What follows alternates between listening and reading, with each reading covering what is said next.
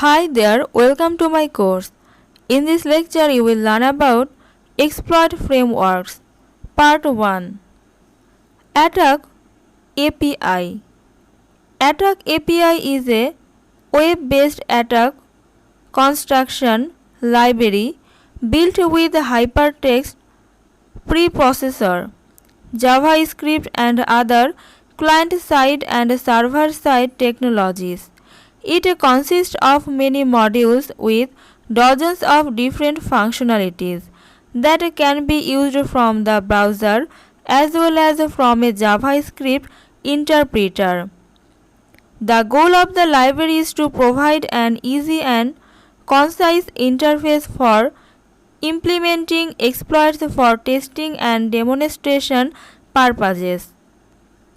Before we start delving into Attack API subroutines, we need to do some preparation.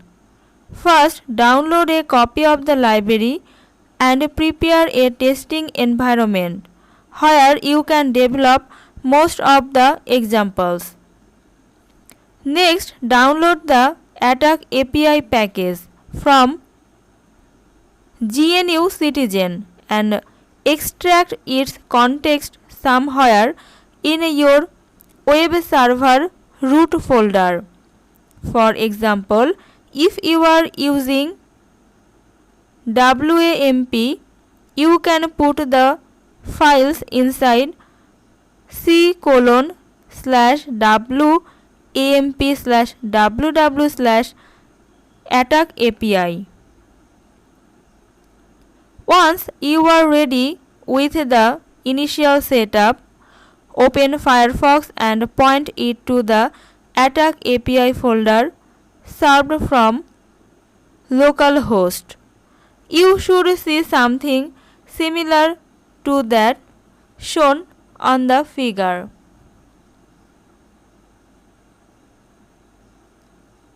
Go to Build to Test to fastestinteractive.html. This file contains all of the necessary elements that we are going to use over the next few pages.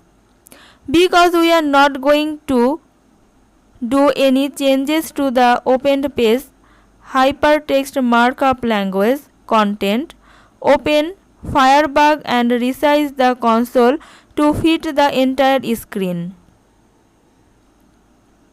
Make sure that you are inside the console tab and type dir. If you have done everything correctly, you should see an Attack API document object model structure as shown in the figure. Throughout the rest of this, we are going to use the $a object instead of Attack API to reference and call the library objects and methods. The $a object is available to stand-alone instances of Attack API and contains shortcuts to Attack API methods for easier use. Attack API is a highly structured library at the time of writing. The library was separated into attack-api.core, attack-api.dom and attack-api.utils. By using these conventions, the full path to Attack API base64 encoding function is $a.encode base64, which is a lot shorter. Since we are going to type of a lot of code, I suggest using the large command line as shown in the figure. Because we will be typing a lot of code, you may end up making mistakes. If the larger command line is open, you can make fixes quickly and easily. Enumerating the client. The first thing an attacker does once they gain control of the victim's browser is to investigate what client and platform he or she is attacking. This is easily achieved using the Firebug command line type. This is the command. The figure shows the information these functions provide. As you can see, the browser type and operating system version is easily accessible. However, attackers can do a lot more. In the Firebug command line, type the following two lines of code. This is the code.